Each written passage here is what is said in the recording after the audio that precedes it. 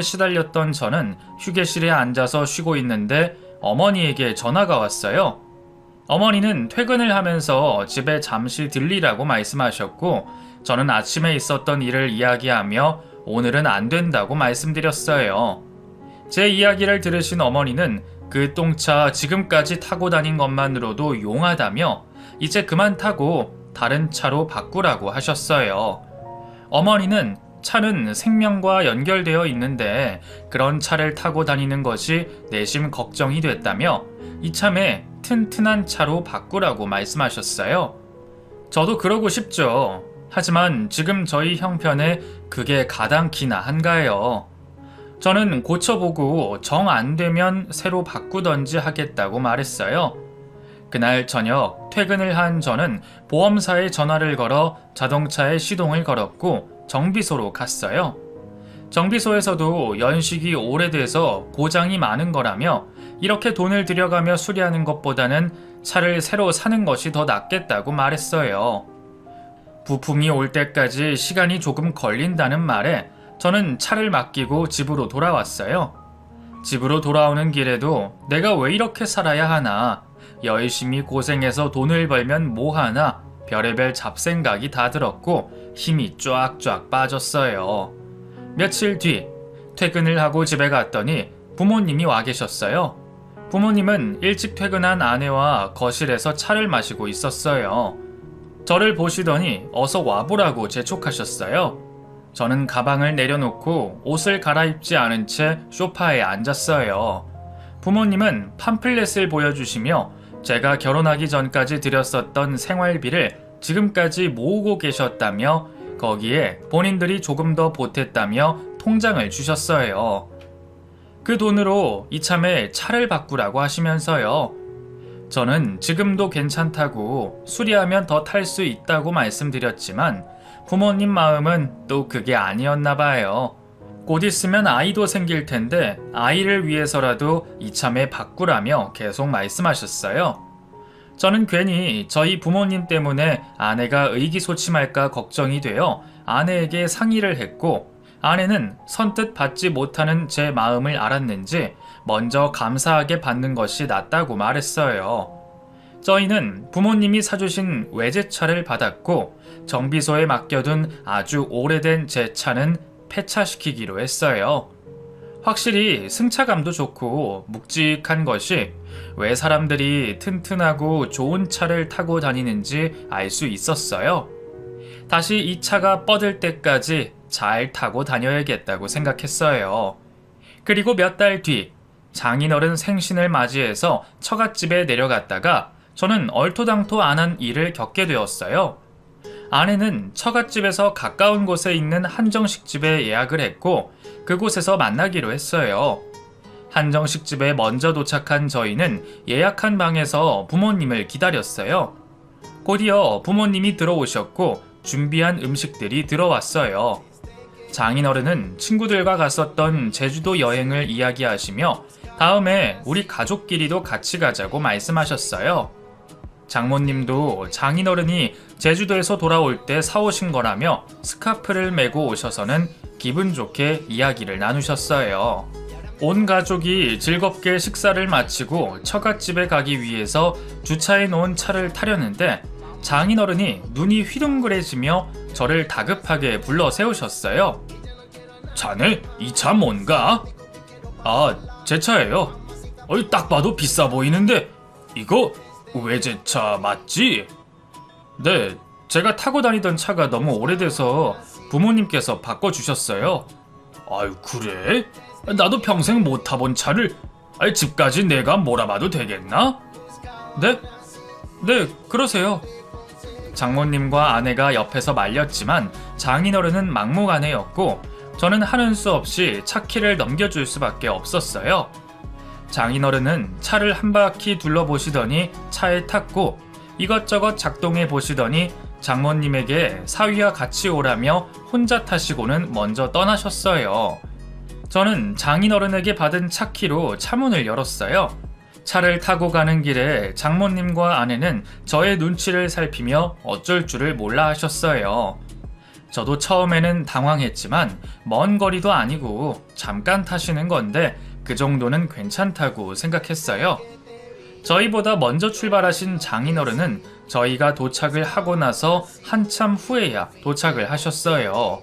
오시면서 어디에 들리셨는지 다들 차를 보며 한마디씩 하더라며 기분이 좋으신 듯 말씀하셨어요. 그리고는 역시 차가 튼튼하고 쌩쌩 잘 나간다며 자신도 저런 차를 타보는 것이 소원이라고 말씀하시며 장모님이 준비하신 과일을 먹으셨어요. 과일을 먹다 보니 시간이 한참이 지났다는 걸 안 저희는 그만 올라가 보겠다며 자리에서 일어났고 저는 장인어른에게 차키를 달라고 말했어요. 그러자 장인어른은 아주 당연하다는 듯이 제게 말했어요. 어디서 감히 나보다 비싼 차를 타? 네? 자네 차는 당분간 내가 타고 다닐 테니 자네는 내 차를 끌고 가게. 그게 무슨 말씀이세요? 왜? 장인이 좀 좋은 차를 타고 싶다는데 무슨 문제라도 있나? 그게 아니라 갑자기 차를 바꾸자고 그러시니 드리는 말씀이죠. 자네는 아직 젊어서 사고 나도 금방 나을 거야. 저런 차는 나같이 힘없고 늙은 사람들이 타야 사고가 나도 안전하지. 그래도 이거는 아닌 것 같아요. 뭐? 싫다는 소린 건가? 자네는 내가 사고라도 당해서 죽어도 아무 상관없다는 소리야? 아니, 제 말은 그 뜻이 아니라. 아니라면 됐네. 당분간은 내가 타고 다닐 테니까 조심해서 올라가고. 장인어른은 저와 이야기를 끝내지도 않으시고 제 차를 타고 불이 나게 나가버리셨어요. 남은 가족들은 멍하니 서로만 바라보고 서 있었어요. 장모님은 제게 너무 미안하다며 저 양반이 노망이 났는지 왜 그러는지 도통 모르겠다며 오늘은 우선 올라가고 들어오는 대로 차키를 뺏어 놓을 테니까 이번 주말에 내려오라고는 미안해 하셨어요. 장인어른의 차를 타고 올라가는데 저는 화가 나서 미칠 것 같았어요. 제 부모님이 열심히 버셔서 자식을 위해서 사주신 차를 제 동의도 없이 저렇게 막무가내로 가져가시다니 속에서 화가 부글부글 끓어올랐어요. 아내는 옆에서 연신 미안하다고 말을 했고 저는 아내의 미안하다는 소리도 이제는 듣고 싶지가 않았어요. 집에 돌아온 저는 냉장고 문을 열어 맥주를 한 캔 꺼내서 들이켰어요. 일주일 뒤에는 제 차를 돌려받을 수는 있을까 걱정도 되고 불안한 마음에 잠을 제대로 잘 수가 없었어요. 그리고 3일째 되던 날 저는 아내로부터 장인어른의 사고 소식을 전해 들었어요. 놀란 마음에 저희는 병원으로 달려갔고 입원실에 누워있는 장인어른을 보았어요.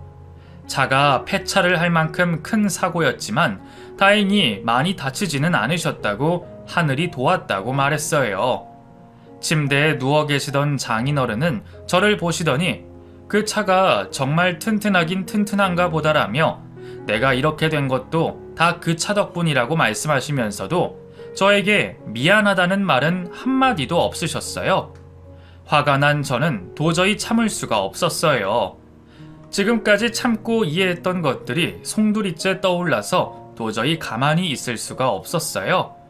저는 장인어른에게 버럭 소리를 질렀어요. 자네, 지금 이게 무슨 행동인가? 장인어른, 해도 해도 너무하세요. 내가 뭘 어쨌다고 이러는 건가? 제 차를 막무가내로 가져가셔서는 폐차를 만들어 놓고선 저한테 미안하시지도 않으세요? 자네는 지금 내가 사고로 누워있는데 그 차가 중요하단 소린가? 그 차 제 부모님이 고생해서 번 돈으로 사주신 차예요. 나도 알고 있어. 그런데 어쩌겠나? 내가 일부러 사고를 낸 것도 아니고. 차야 또 사면 되는 거 아닌가? 장인어른, 도대체 왜 이렇게 사시는 거예요? 장인어른 때문에 다른 가족들이 힘들어하는 거 보이시지도 않으세요? 아니, 이 사람이 어디서 나를 훈계하려 하는 거야? 정도껏 하셔야죠. 저 사람도 형편 어려운 친정 도와주느라 등골이 빠진다고요. 장인어른이 사고 치신 거 해결하느라 고생만 하시는 장모님은 안 보이세요? 누가 들으면 진짠 줄 알겠네. 이 나이에 나만큼 벌어다 주는 사람이 어딨어? 호강에 겨워서는. 장인어른! 됐네! 이런 소리 하려거든 다시는 오지 말게. 내가 그놈의 차보다도 못한 존재구만. 차가 폐차될 게 아니라 내가 죽었어야 했어. 아무리 차가 중요해도 그렇지 장인이 사고로 이만큼 다친 거에 감사할 생각을 해야지. 어디 여기 와서 장인한테 훈계질이 나고 말이야. 그러고도 네가 사위냐? 사위야! 저는 장인어른의 아나무인한 태도에 할 말을 잃었어요. 옆에서 지켜보던 아내 역시 장인어른의 태도에 화가 났고 그동안 자신이 해결해줬던 것들을 후회를 한다며 장인어른에게 퍼부었어요. 저는 아내에게 저런 면이 있을 줄은 몰랐어요. 그동안 아내도 저만큼, 아니 저보다 더 많이 참고 있었다가 이번 일로 저처럼 터진 모양이에요. 집으로 가는 차 안에서도 아내는 계속해서 서럽게 울었어요. 화가 났던 저는 울고 있는 아내의 모습을 보니 더 이상 화를 낼 수가 없었어요. 그리고 며칠 뒤 폐차장에서 연락이 왔고 저는 차 안에 있던 짐을 가지러 갔어요. 집에 돌아온 저는 제 물건들을 정리를 하다가 낯선 물건을 봤어요. 그것도 아주 오래된 빛바랜 장부였어요. 저는 장부를 펼쳐보았어요. 거기에는 매달 들어오는 돈과 나가는 돈이 적혀 있었어요. 그리고 그 사이에서 통장과 도장을 발견했어요. 누구 건진 몰랐던 저는 통장을 열어보고서는 그것이 누구의 것인지를 알 수 있었어요. 그것은 장인어른이 그동안 일을 하면서 쓴 장부였어요. 일을 시작하면서부터 적으셔서 벌써 몇십 년이 된 듯 했어요. 저는 장인어른에게 돌려줄 생각에 따로 빼놓았어요. 그날 저녁 잠이 오지 않았던 저는 장인어른의 장부를 찬찬히 보게 되었고 깜짝 놀랄 수밖에 없었어요. 장인어른은 화물차 운전을 하시면서 그동안 받았던 월급에서 몇백씩 따로 가지고 계셨어요. 장모님은 그저 장인어른이 주시는 돈이 다인 줄 알고 식당에서 허리가 끊길 듯이 설거지를 하며 생활비를 보탰었는데 저는 도저히 믿을 수가 없었어요. 저는 통장을 다시 꺼내어 잔고를 확인했고 저는 억소리 나는 금액에 깜짝 놀랐어요. 다음날 저는 장부와 통장을 들고는 병원으로 찾아갔어요. 병실에는 장인어른 혼자 텔레비전을 보고 계셨어요. 저를 보신 장인어른은 텔레비전을 끄고는 반대로 누워서 저를 아는 채도 하지 않으셨어요. 그런 장인어른에게 저는 드릴 것이 있어서 왔다고 말을 했고 장인어른은 몸을 다시 돌렸어요. 저는 장인어른께 장부와 통장을 꺼내어 드렸어요. 그것을 본 장인어른은 불이 나게 이불 속으로 감추며 당황해 하셨어요. 이게 왜 자네한테 있어? 배차장에 있던 차에서 가져왔어요. 혹시 펼쳐봤나? 네. 왜 남의 걸 함부로 봐? 그걸 왜 제 차에 두셨어요 그럼? 그거야 내가 한동안 그 차를 타고 다녔으니 화물차에 둘 수 있어야지. 그동안 다른 식구들이 고생하고 있던 것은 눈에 보이지 않으셨어요? 이건 내가 잠도 못 자고 고생하면서 모은 재산이야. 장인어른 때문에 고생한 다른 식구들을 보면서도 그러고 싶으셨어요? 그래서 내가 생활비를 안 줬어? 그동안 큰일 있을 때마다 저희가 해드렸잖아요. 생각 안 나세요? 이렇게 큰 돈을 가지고 계시면서 왜 저희한테 해달라고 그러셨어요? 자식이 부모한테 그 정도는 해줄 수 있는 거지.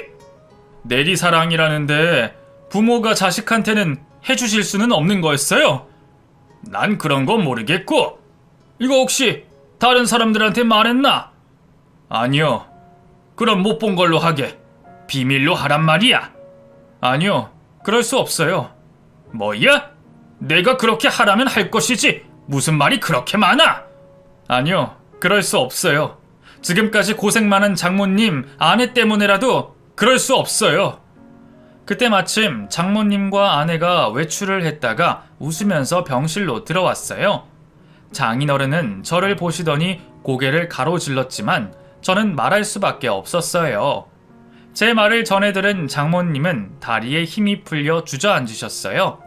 장모님은 지금까지 가족들을 감쪽같이 속인 것에 대한 배신감에 치를 떨었고 울분을 터뜨렸어요.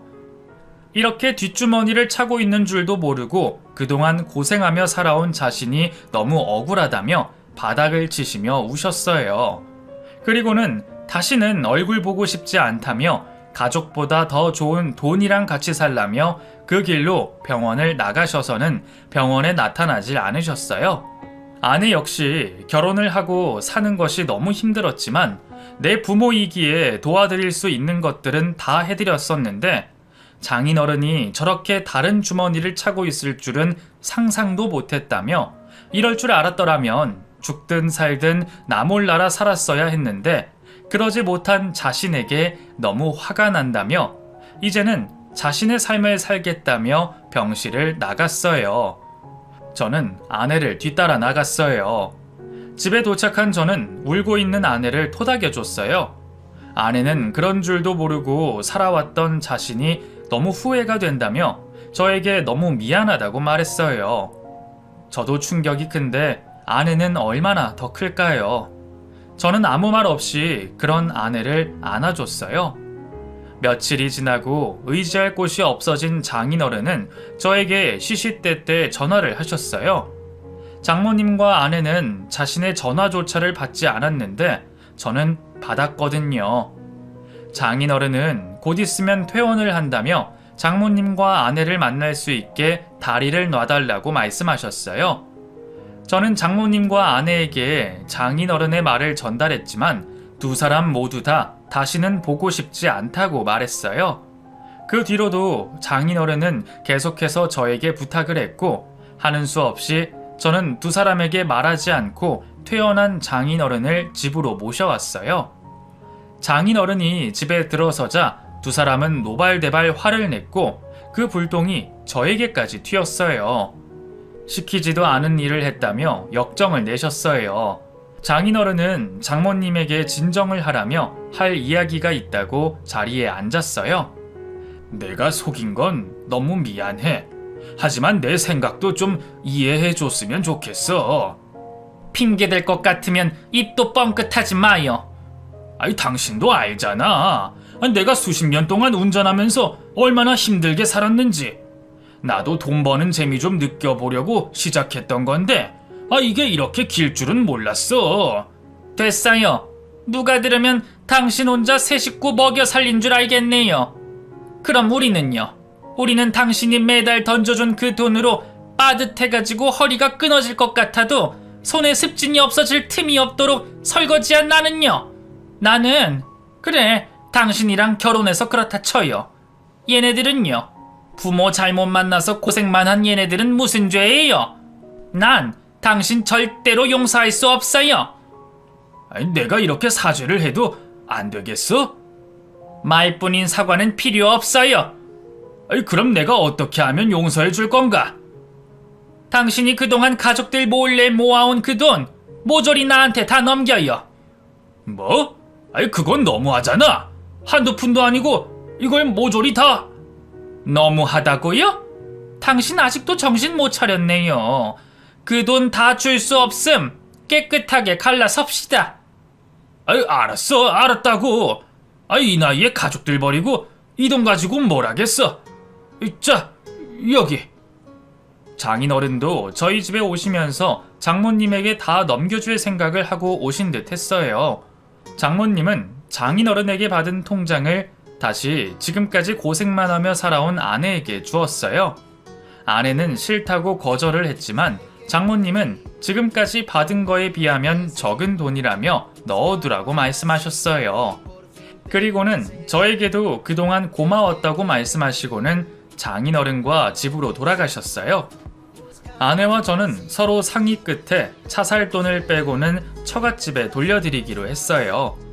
이 돈을 다 받으면 지금까지 아내가 자식으로서 좋은 의미로 도와드린 것이 무언가를 바라고 도와드린 것 같은 느낌이 든다며 그동안 장인어른과 장모님이 고생해서 버신 것이니 두 분이 쓰시라고 돌려드렸어요. 장인어른도 이번 일을 계기로 많은 생각을 하셨는지 저희 부부에게 미안하다는 말을 전했고 그 뒤로는 받은 월급 그대로 장모님에게 전해주었고 지인들보다는 가족들에게 신경을 더 쓰시며 살고 있어요. 그리고 저희는 처갓집 때문에 잠시 미뤘던 아이를 갖기 위해서 노력을 했고 얼마 가지 않아 임신을 하게 되었어요. 얼마나 기쁘던지 양가 어른들도 모두 다 좋아하셨어요. 그리고 곧 있으면 그 사랑스러운 아이가 태어나요. 장모님은 그동안 못해준 것이 마음에 늘 걸리셨는지 태어날 손주를 위해서 물심양면으로 도와주시고 계세요. 아내에게 아이는 자신이 돌봐줄 테니 회사도 계속해서 다니라고 말씀하셨어요. 결혼 후 지금까지 경제적으로 너무 힘든 것도 장인어른 때문이었고 또 지금처럼 여유로운 생활을 할 수 있는 것도 장인어른 때문이라는 이 상황이 참 아이러니해 저는 웃음밖에 나오질 않지만 곧 태어날 우리 아기와 함께 지금처럼 아니 지금보다 더 행복하게